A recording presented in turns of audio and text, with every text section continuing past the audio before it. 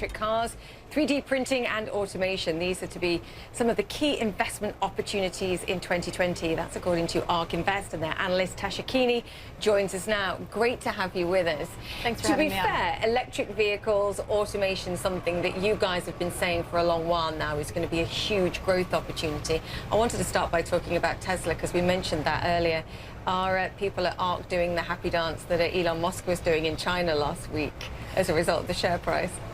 Well, today, Oppenheimer just put out a recent note. Yeah. They upped their price target a significant amount, 385 to 612. Yeah. And the reason that Colin Rush cited is because Tesla is 3 years ahead on its powertrain, which this has been part of our thesis for a very long time. They're 3 years ahead on batteries, data collection, and on hardware on the autonomous driving side. I mean, I was looking at the market more broadly, and I think the average analyst recommendation for price was still around $315.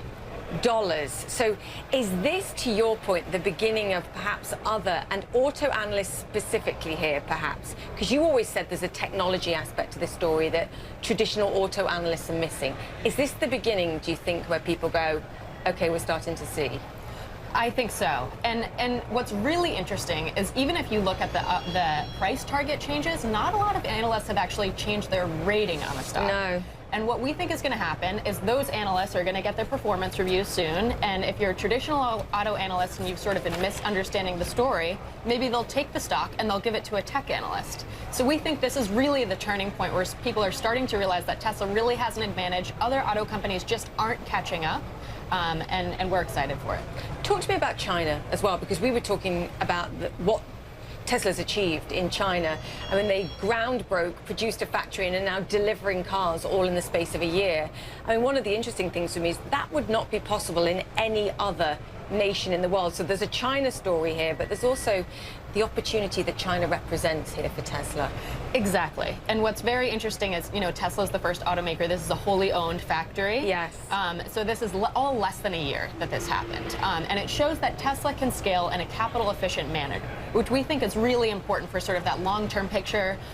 People have been concerned about their gross margin before this last earnings call. We think those fears are really going to be quelled by this announcement. And we're excited for China because we think it's not only the most important auto market, it's the most important market for autonomous driving. So not just sales, but autonomous driving. What's holding this technology back, whether it's electric vehicles? Because it's still such a tiny fraction of the market. And even if I look at the China data that we saw for 2019 for car sales, admittedly there were subsidies that were cut as well, but those numbers were declining too. What's going to make the difference here to see acceleration in the demand for electric vehicles?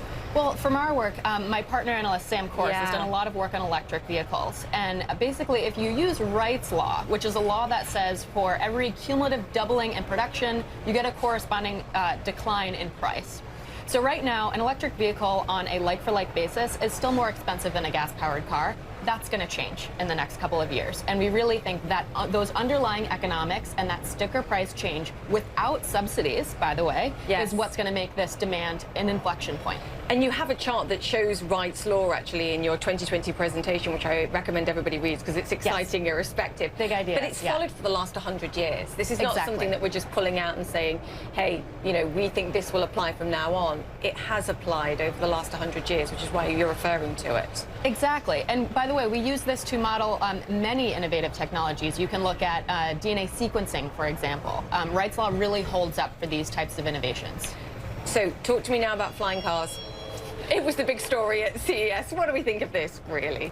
But not only flying cars, autonomous flying cars. Right, right. Well, it might sound like a silly idea, but actually, based on the work that, again, Sam Kors has done on batteries and what I've looked at for autonomous technology, we're at this turning point where flying cars are possible because of improvements in batteries. You get that extra range that you need to make flight possible. And because of autonomous technology, the price is coming down. So we're going to see drones that deliver parcels, but also people. And for ambulances, this could actually make a huge difference because in that case, there are over 350,000 cardiac arrests in the U.S. And those minutes in terms of the ambulance getting to the person and actually saving them can make a real difference in terms of saving lives. So you're saying actually government investment in this as well is also going to be critical to potentially save lives? Exactly, yes. We think these could be the ambulances of the future, not just the taxis of the future. 3D printing? I feel like we were really excited about 3D printing maybe 2-3 years ago, and it is being used, and it's being used more and more. But again, you point out we've kind of gone off the ball a bit in terms of the enthusiasm and the way that it's being talked about. What are your expectations here? Yeah, so you're absolutely right that investors have kind of been overlooking this space. We've been investors in 3D printing for a long time. Stratasys is our top holding there. And what we think is that the 3D printing industry today is roughly $10 billion. We think that could go to $97 billion over the next 5 years. And what's driving that is end-use parts. So right now, 3D printing is used a lot of the time for prototyping, but it could actually be used, it's already being used in aircraft, in healthcare, anything that's customized, anything that's really complex and low volume. That's what 3D printing is good at. You have some fascinating numbers actually in here as well that show the reduction in the number of pieces required when you can 3D print something. Just the sheer manufacturing process collapses. It makes it far, far more efficient. Exactly. We're seeing aerospace parts that used to be hundreds of parts going to just 12. We're seeing a lot of these cases, and actually when you do that, when you use 3D printing and you reduce the part count, you not only make a part that's more structurally sound, but you can often make it way less. So for an aerospace company, that can save you fuel. And when you're a company like Boeing or Airbus, the difference that'll make on your operating margin is huge. Are they using it already?